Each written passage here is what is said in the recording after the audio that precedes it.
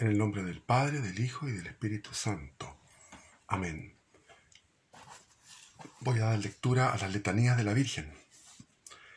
Santa María, Santa Madre de Dios, Santa Virgen de las Vírgenes, Madre de Cristo, Madre de la Divina Gracia, Madre Purísima, Madre Castísima, Madre sin mancha, Madre Inmaculada, Madre amable, Madre admirable, Madre del buen consejo, Madre del Creador, Madre del Salvador, Madre prudentísima, Virgen digna de veneración, Virgen digna de alabanzas, Virgen poderosa, Virgen clemente, Virgen fiel, espejo de justicia, trono de sabiduría, causa de nuestra alegría, vaso espiritual, vaso honorable, rosa mística, torre de marfil, casa de oro, arca de la alianza, puerta del cielo, estrella de la mañana, salud de los enfermos, refugio de los pecadores, consuelo de los afligidos, auxilio de los cristianos, Madre que has permanecido virgen, Reina concebida sin pecado original, Reina de los apóstoles, Reina de los ángeles, Reina de los patriarcas, Reina de los profetas, Reina de los mártires, Reina de los confesores de la fe, Reina de las vírgenes, Reina de todos los santos, Reina subida a los cielos, Reina del Santo Rosario, Reina de la paz, ruega por nosotros. Es importante que yo en estos videos pueda explicar, y para eso los 33 minutos que tengo en este celular es muy poco tiempo. Así que voy a hablar y de repente me pillan los 33 minutos. Voy a tratar de terminar, como se han quejado algunas personas, poder terminar, dar término y los temas que me queden pendientes, seguirlos en otro video. Cuando yo tenía 15 años, conocí a Gastón Suplet y invité a unos amigos de Vitacura y de Providencia, que eran jóvenes como yo, con inquietudes, con curiosidad intelectual.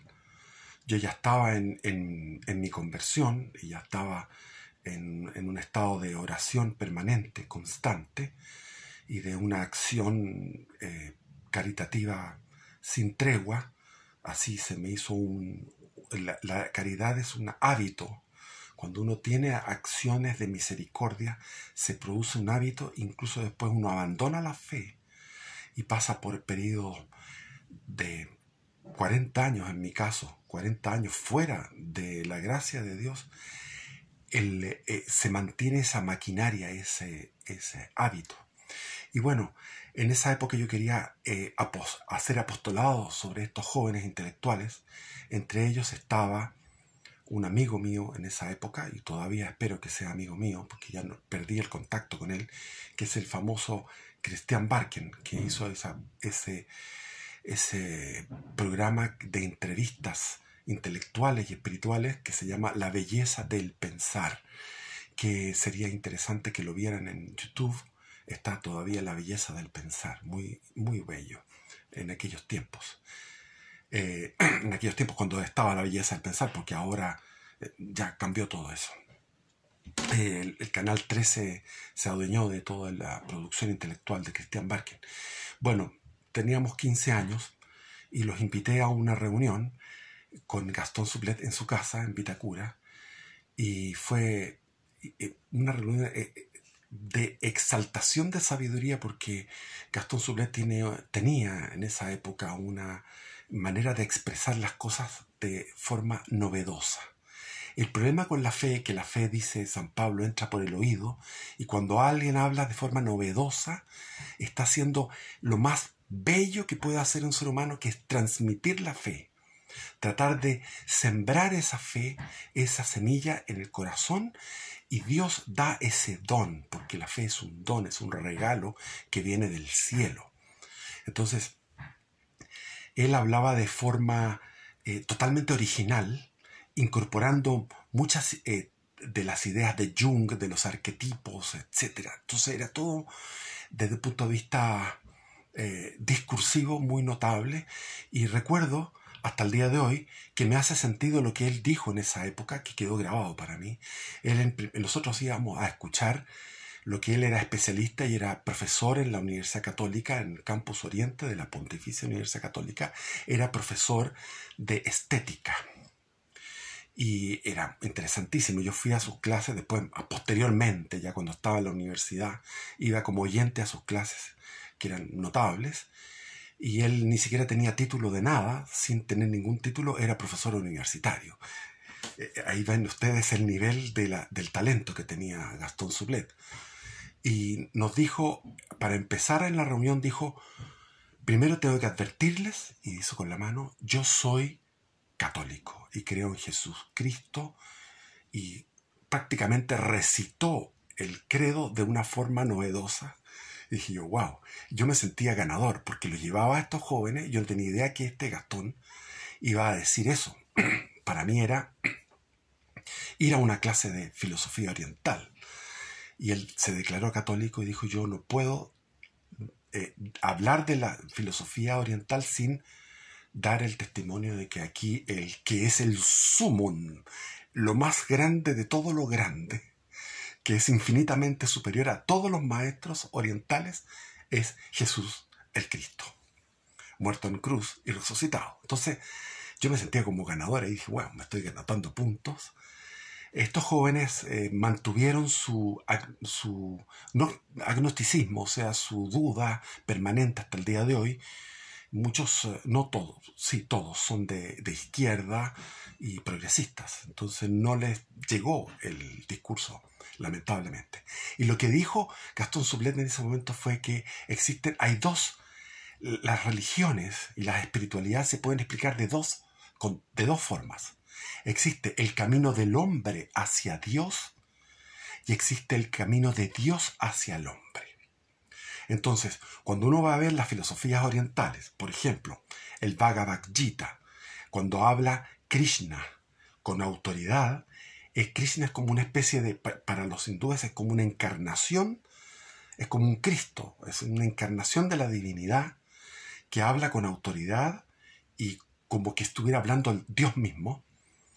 También sufrió una muerte de martirio y tiene semejanzas en ese sentido con Cristo, pero lo importante del Bhagavad Gita, yo fui un fanático del Bhagavad Gita, lo he leído más de 40 veces, en distintas ediciones, con distintas versiones.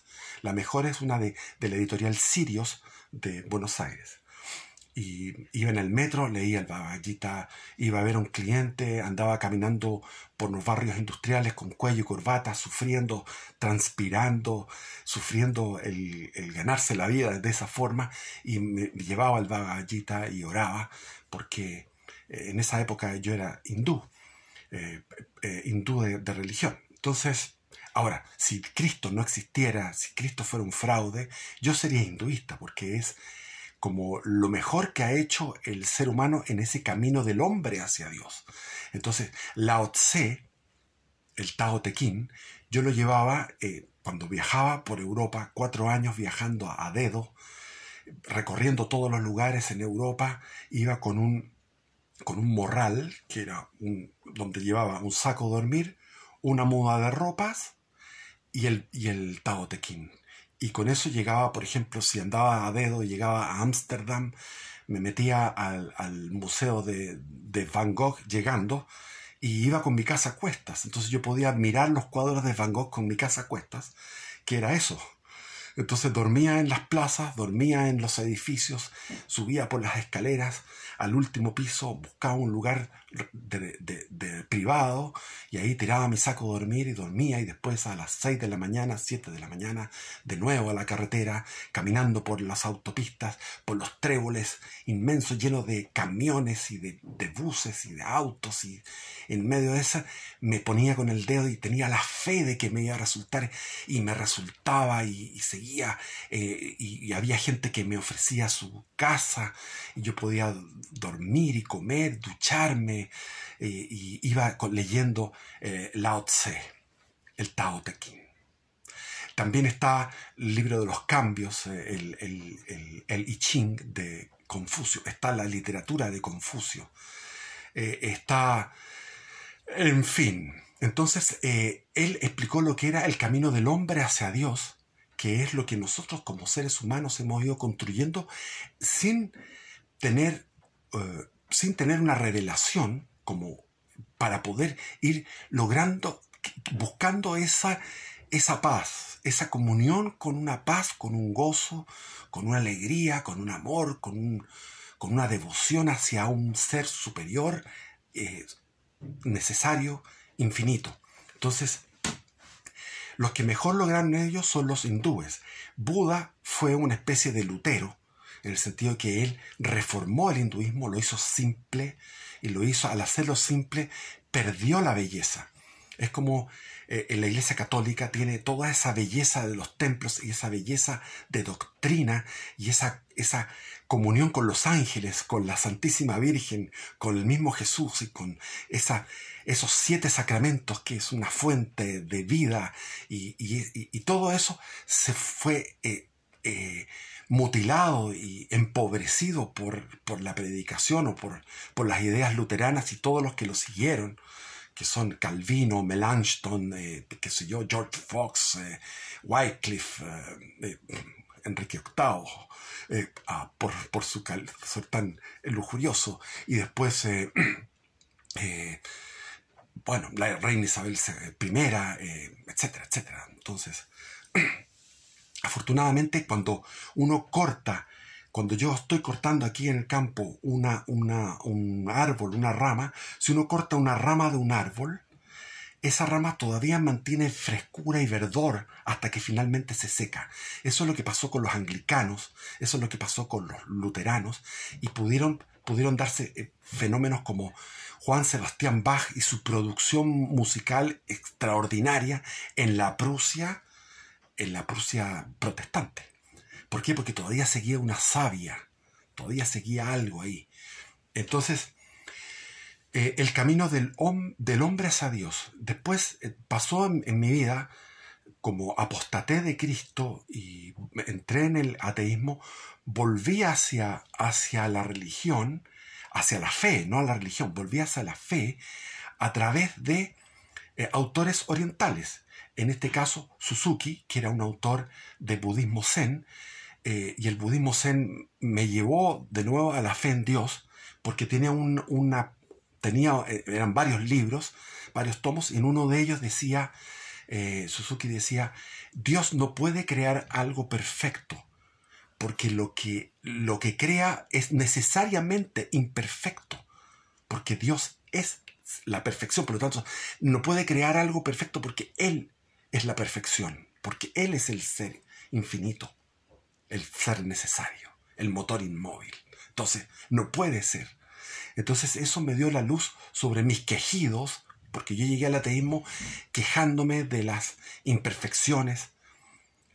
Uno ve ahora la Teletón y ve que las imperfecciones de nacimiento, el ciego de nacimiento, el inválido, el que tuvo una tragedia, el sufrimiento de los inocentes, y eso produce una rebeldía, el sufrimiento animal, que también es un transportarse y pensar que los animales sufren igual que uno, con la misma conciencia. El animal se da cuenta, pero no se da cuenta de que se da cuenta, como nosotros. Nosotros nos damos cuenta de que nos damos cuenta. Entonces, Lo mismo cuando yo era un cuico, un pije, miraba a la gente pobre y decía, esta gente está sufriendo, porque yo me imaginaba en esas circunstancias.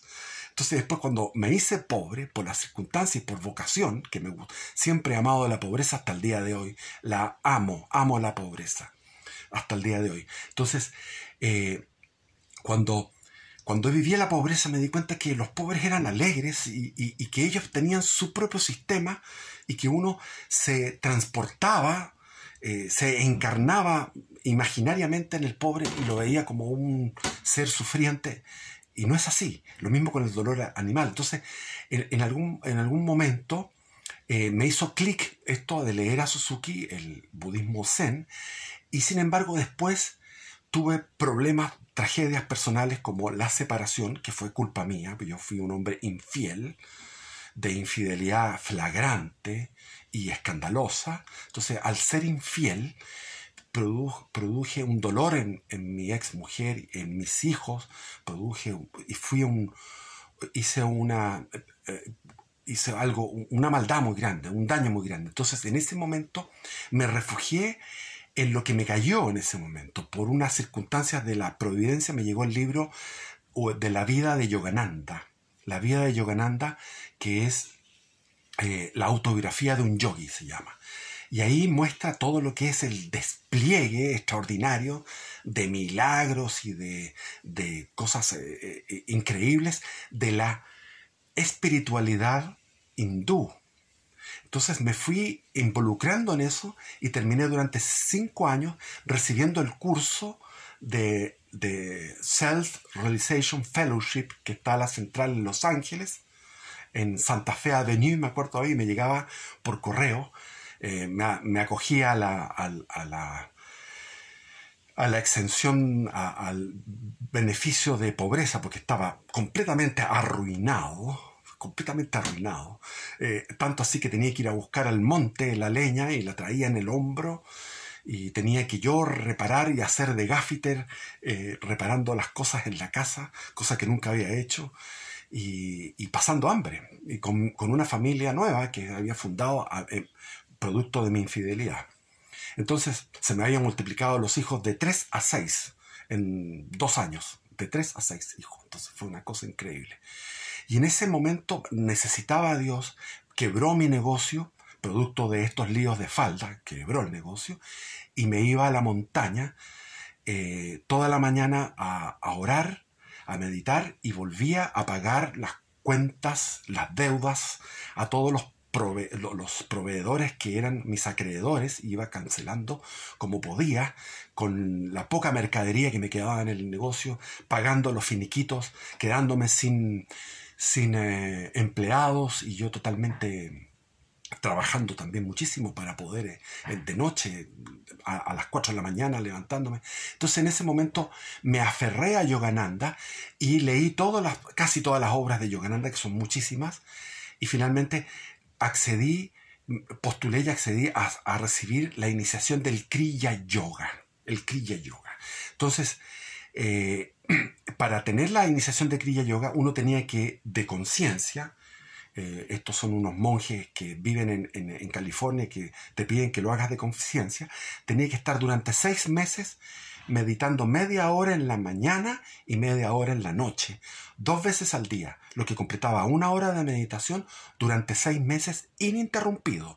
Es decir, si yo empezaba a los 6 meses y llevaba 1 mes, y al mes dejaba de hacer un día aquello, por X motivo, porque estaba, qué sé yo, con problemas, qué sé yo, tenía que comenzar de nuevo a los 6 meses de nuevo. Entonces me demoré 5 años, hasta que finalmente logré durante 6 meses estar en meditación en la mañana y en la noche, lo que significó decirles a ellos, puedo recibir la iniciación.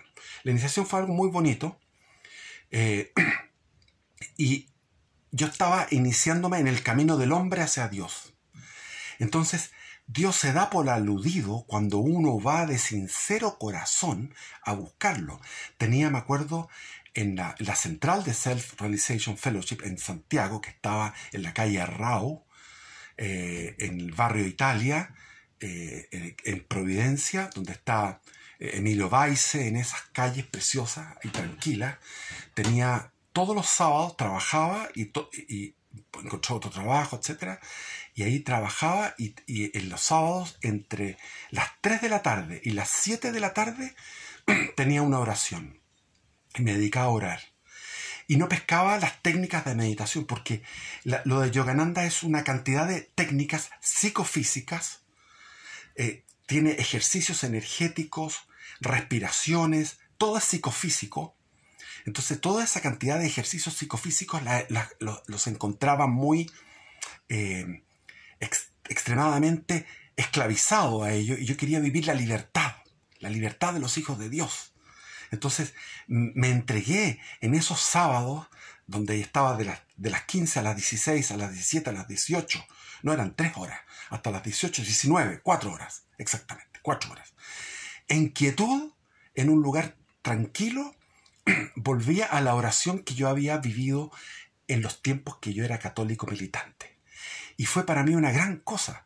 Pero después me decían ellos que cuando llegara al Kriya, iba yo a vivir lo máximo. Y de hecho, cuando recibí el Kriya, que es una técnica de respiración, donde uno va recorriendo todos los chakras hasta llegar al ojo espiritual, pasando por la coronilla, entonces va recorriendo todo esto, y que se jacta Yogananda de que eso equivale a un año de plegaria. No es así. Y como que uno borrara, es como una especie de indulgencia plenaria donde con cada Kriya que uno hace, que es una respiración donde vacía todo el pulmón y después lo llena completo, ese vaciar y llenado del pulmón, que va lento, y después la exhalación lenta, todo eso significaba que uno era como una especie de indulgencia plenaria. Es decir, uno con hacer un Kriya uno era el equivalente a un año de plegaria. Falso. ¿Qué pasó? Que el Kriya Yoga es una droga extraordinaria, porque es psicofísica y maneja energías, es el Raja Yoga, por lo tanto produce en uno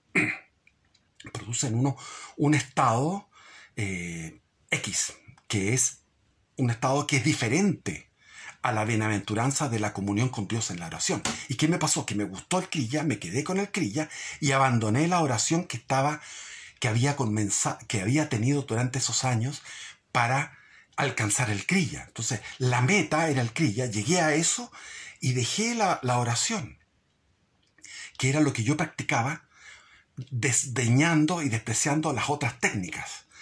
Que había una técnica que se llamaba el Hong So, que era una técnica donde tú llegabas a tener el corazón quieto y dejabas de respirar. Entonces yo practicaba esto, y cuando tú practicas el Kriya o el Hong So, llegabas a tener un momento en que el corazón dejaba de latir o latía de tal forma que tú no lo sentías. Y los pulmones no respiraban. Tanto así que yo llegaba a mi trabajo, estaba en la oficina, trabajando, y me daba cuenta, decía yo, wow, no estoy respirando. Y pasaban minutos sin respirar. Y me asustaba. Entonces, al asustarme, empezaba a respirar. Entonces, el camino de Dios hacia el hombre. Estaba el Kundalini Yoga, etcétera, etcétera, etcétera. Entonces, todas estas religiones en algunos puntos pueden tocarse, pueden encontrarse con la religión revelada. ¿Qué es el camino de Dios hacia el hombre? ¿Cómo fue el camino de Dios hacia el hombre? A través de Abraham. Abraham está 2000 años antes de Cristo. Nosotros estamos 2000 años después de Cristo. Eso es exactamente. O sea, estamos a una distancia después de Cristo de 2000 años. Abraham estaba 2000 años antes de Cristo. Y a Abraham se le dice, aquí van a ser tus descendencias más que todas las estrellas del cielo.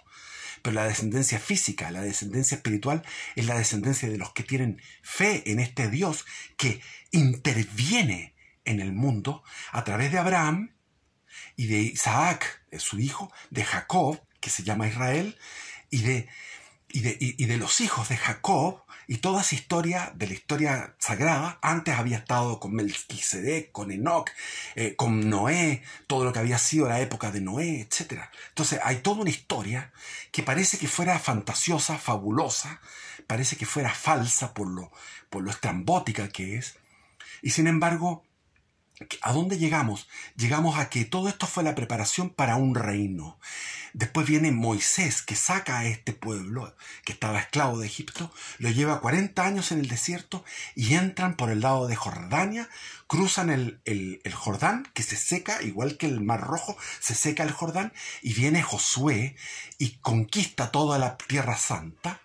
Van conquistando la Tierra Santa y eliminando todo lo que se mueve, porque la instrucción de Yahvé era eliminar todo lo que se mueva, incluido el ganado de estos pueblos idólatras, de los cananeos.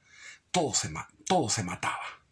Incluso llegaron compadecidos los soldados con restos de gente, de mujeres, niños, etcétera, ganado, a Moisés y le dijeron: nos compadecimos, nos apiadamos de esto. Y Moisés les dijo: no, la instrucción de Yahvé es eliminarlos a todos. Y se ejecutó así.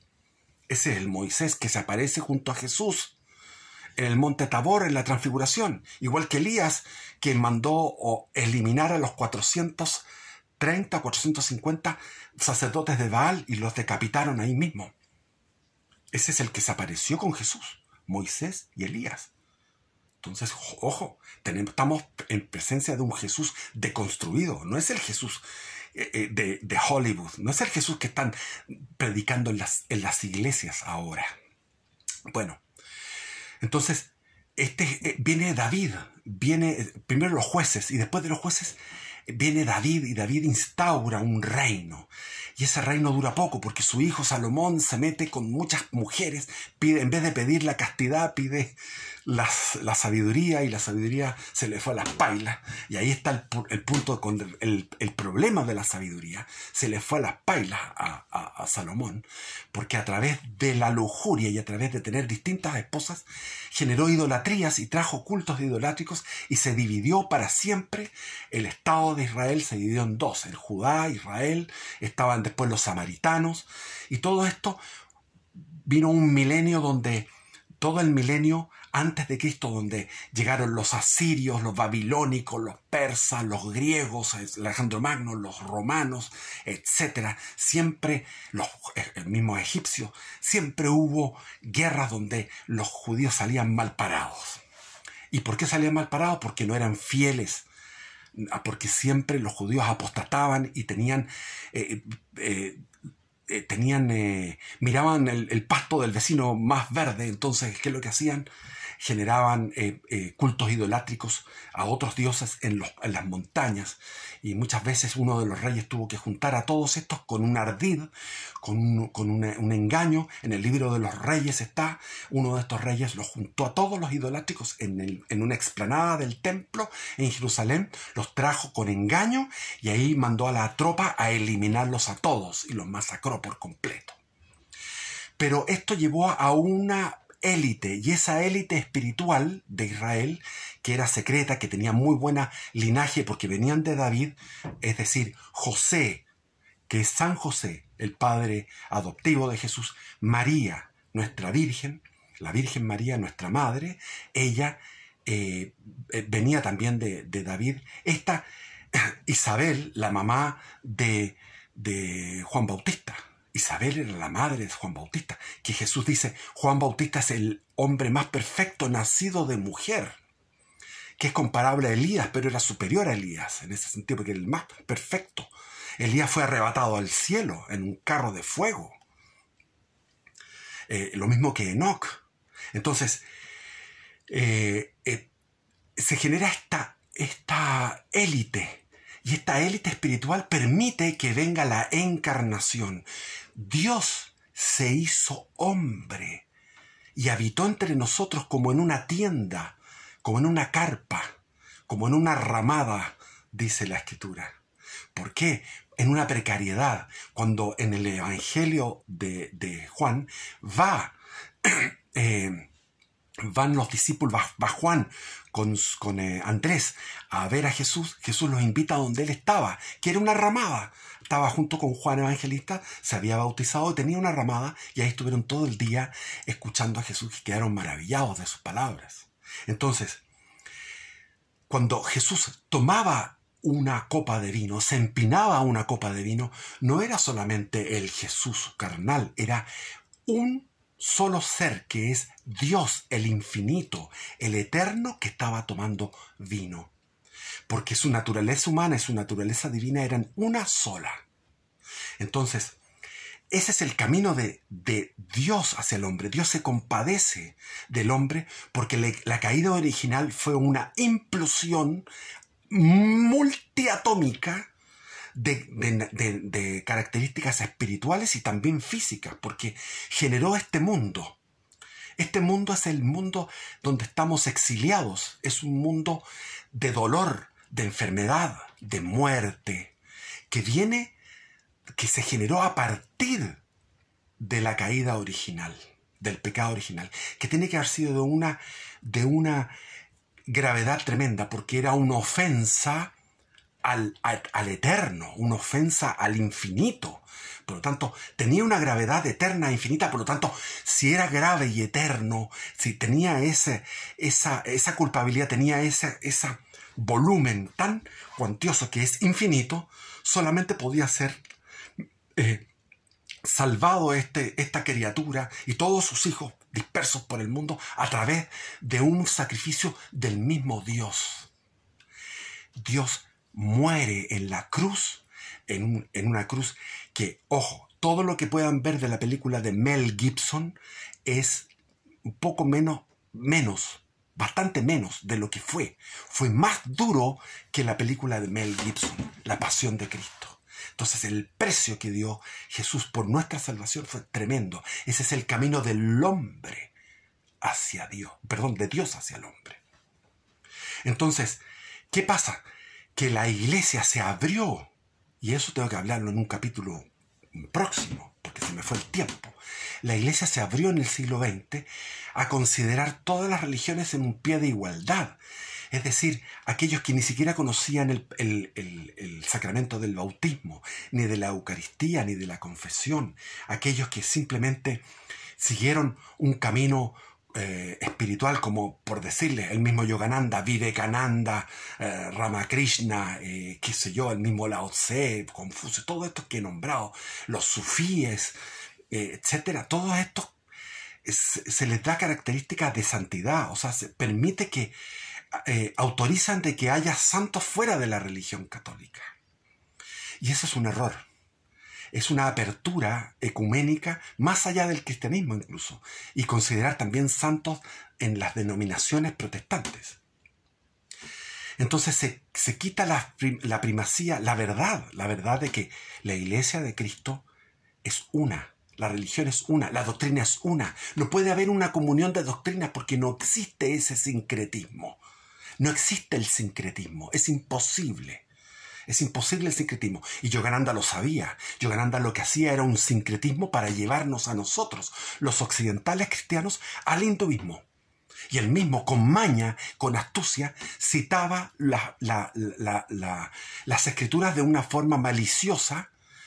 Las citaba sin dar mayores, decía, es que tendría que empezar a explicarles cómo era la malicia. ¿Para qué? Para llevarnos al hinduismo. No ponía a Jesucristo al lado de Krishna, al lado de Sir Yukteswar, de Babaji, etc.